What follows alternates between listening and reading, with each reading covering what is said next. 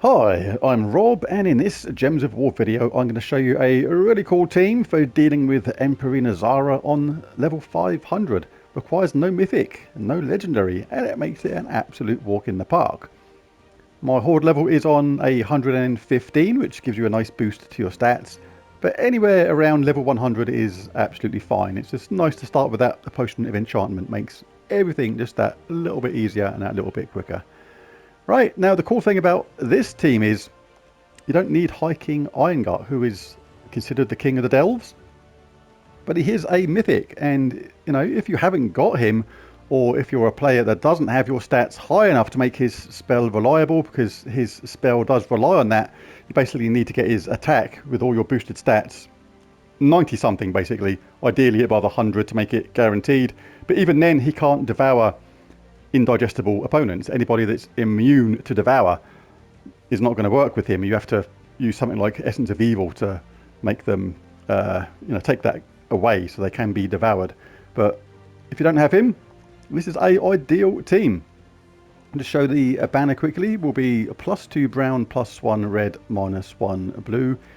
In a Geomancer class, lots of things to love about this. Damage reduction from scars by 50%, 50% start with constructs, and the talents will be impact, hammer mastery, anti-magic sphere, tactician, rock solid, stone mastery, and fortitude.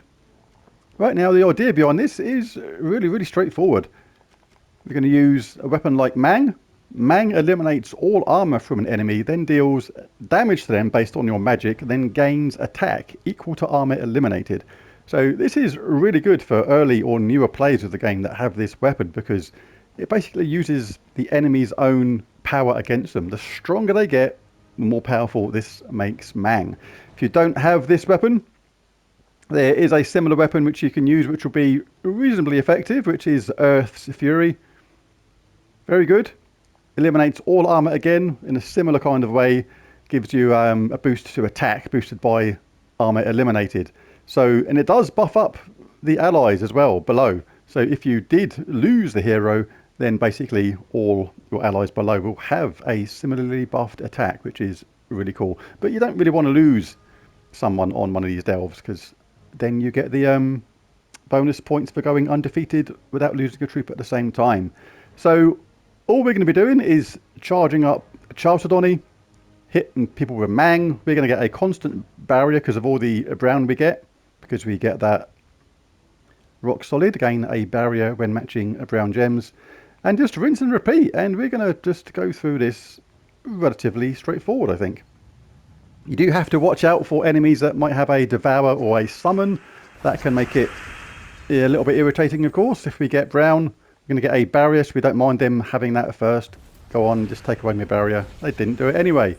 So we'll hit the troop at the top with that. That's taken away their armor. We'll now hit them with that, get Mang up again. Do that on the, actually we'll take that first because don't want them having an extra turn. Hit the enemy next underneath them. Their armor's gone. We've now got 591 attack. Chalcedony again attack the first person or the second one who you took the armor away from. You don't want to take it on somebody that's got the armor because you lose that buff. Not worried about them having that skull hit. We got a hit anyway and they're dead. Next one, armor gone. Attack now 838. Any random skull hits are just going to be devastating, or we can just take one manually if we like. Let's take the last person's armor, or last creature. They're hardly a person, are they? And any skull hit is going to be absolutely devastating. If you don't get any skull drops, you can just rinse and repeat with Chalcedony. So we've got Chalcedony, and then Zernabog at the bottom. Didn't actually show that. I'll do that in just a second. Zernabog creates a brown storm at the start of every single turn, which is super useful. We get a constant flow of brown, which means we get a constant flow of barriers and mana for the team. Zernabog. I'm not going to bother with the spell. Conjure a dust storm when my turn begins is pretty much all it's there for, but it is absolutely essential and keeps the team flowing along very nicely indeed.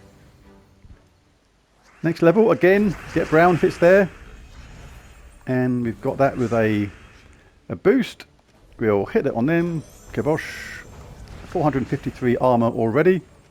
Cast this on Zernabog. They've gone. The power of Mang has just destroyed them. Next opponent down.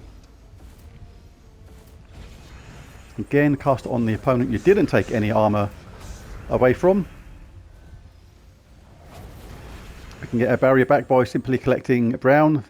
The second Chalcedony is there. That is why she is really, really handy. Always nice to have a backup. Oh, I forgot to cast Mang. Let's cast it on them. There we go. Maximum attack. You can't have more than 1,000. You can add any niches and things like that. I always like to keep the flow going. When you've got a troop like this ready to cast, depending upon how damaging it is, then sometimes rather than take the chance of giving them a turn, especially if it's something with a chance of devour, this thing hasn't got any chance of devour, it's perfectly safe. But basically, if there was a devour chance on that, you'd be doing all this. You'd be just rinsing repeat on that opponent to get rid of them. You don't want to give them any chance of a devour. You can rely, if you want, on random skull hits to take out the enemy. We're bound to get one in a minute. There's probably one I could have got somewhere by taking brown, but I'm not looking. I'm just showing this for the sake of it, how this can repeat if you want it to. Not in any rush right now. You could take these skull hits and win really easily. I'm just literally doing this for the sake of it to show how easily this team just rinses and repeats. And there's the skull hit. Providing you're careful enough to make sure you keep getting brown, which you do automatically anyway, then you're going to have a barrier all the time. And yeah, only a really bad bit of bad luck can really make this team, or make you lose a troop. We'll get brown. Charleston is ready. We'll hit the enemy on top. Cast Mang again on a troop that hasn't had their armor taken yet.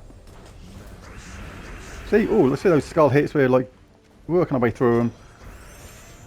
Oh, I cast it on the wrong person. I forgot I'd already taken their armor. That was slightly clumsy. Let's get the one at the bottom. He's gone. Don't worry about that because we've got our barrier from all these brown all the time. Now we'll just work our way through them. Any skull hit now, it's going to finish them off. 1,000 attack. Easiest thing in the world. Never in any danger.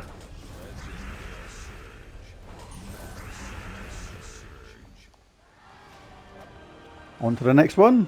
Rockweiler, you're going to have to wait, mate. Last room. It's not been even close to losing a troop yet. Even when we don't get a favourable start like this. It's like hardly any brown there at all. Got one now. Don't care about setting them up for that skull hit because we'll have a barrier. Now we can get ourselves rocking and rolling.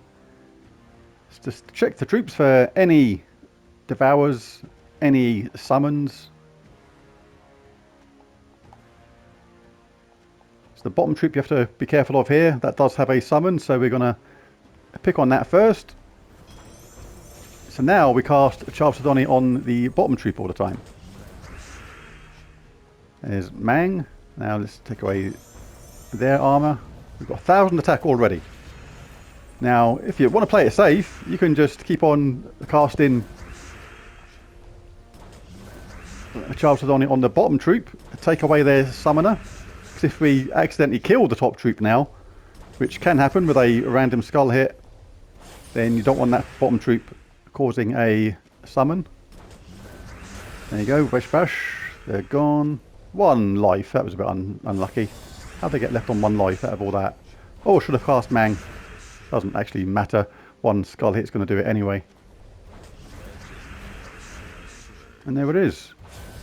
And that's level 500. And it never in any danger. It wasn't even close. It was like crazy easy. Delve upgraded to level 6. Collect your rewards. And the one after that will be the pure delve where you need to use the troops of that faction, which I'll show in a different video. Well, there it is. There's the faction done to that level. All we need to do now is the best delve using the faction's team, which is basically where you use the troops that you find using the shards when you open the portals. So there's a video. If you found it useful or helpful, it'd be really cool if you hit that like and subscribe button. Many more Gems of War videos to come in the future on all sorts of different subjects. Most of all, thanks for watching. Catch you again next time. Bye for now.